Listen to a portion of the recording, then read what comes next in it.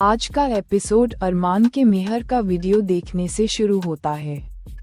अभीरा दिया जलाती है। अरमान और अभीरा को पुरानी बातें याद आती हैं। अभीरा अरमान का मोबाइल लौटा देता है। अरमान हाथ जोड़कर कहता है कि वह सॉरी नहीं बोल सकता और अभीरा की बेइज्जती नहीं कर सकता। उसे उम्मीद है कि अभीरा उसे माफ कर देगी।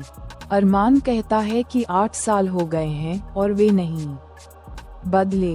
वह कहता है कि अभीरा सच बोलती रही और उसने हमेशा की तरह उसे नजरअंदाज किया।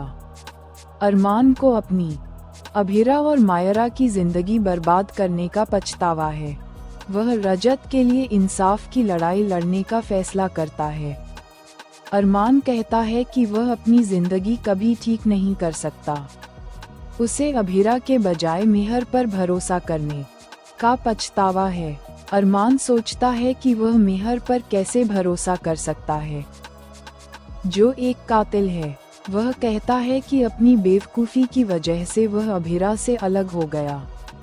अरमान को पछतावा होता है कि उसने अभीरा पर भरोसा क्यों नहीं किया। अभीरा की आंखों में आंसू हैं। अरमान अभीरा से आज बोलने के लिए कहता है। वह उससे कुछ कहने के लिए कहता है। अभीरा देखती है कि अरमान को एक घंटी लगने वाली है। वह उसे बचा लेती है। मित्तल मंदिर पहुंचता है। वह अरमान और अभीरा को धमकी देता है कि मेहर की तरह मायरा की जिंदगी भी बर्बाद हो जाएगी। मित्तल कहता है कि वह मायरा को भी मार देगा। अरमान कहता है कि वह मित्तल को नहीं छोड़ेगा।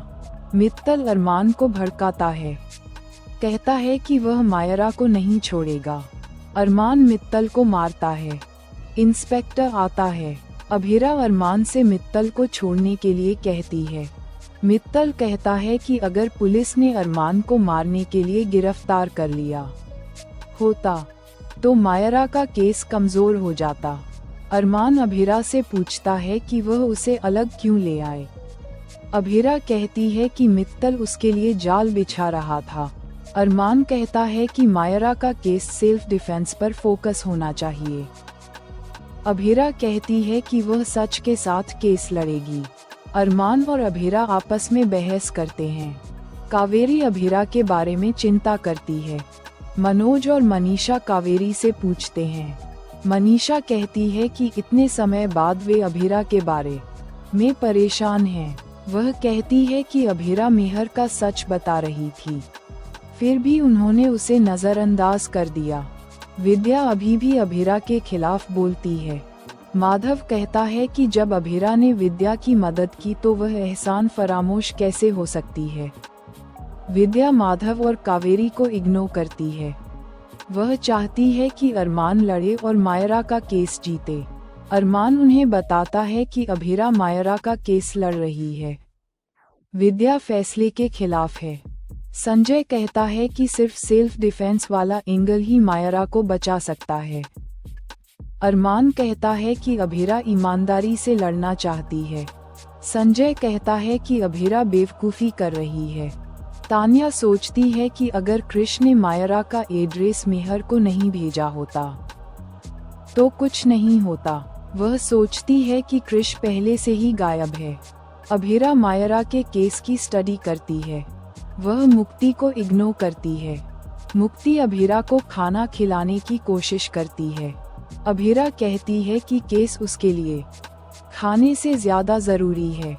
अरमान मुक्ति को आराम करने के लिए कहता है और अभीरा को खाना खिलाने का फैसला करता है। वह किताबें लाता है ताकि अभीरा जुवेनाइल केस समझ सके।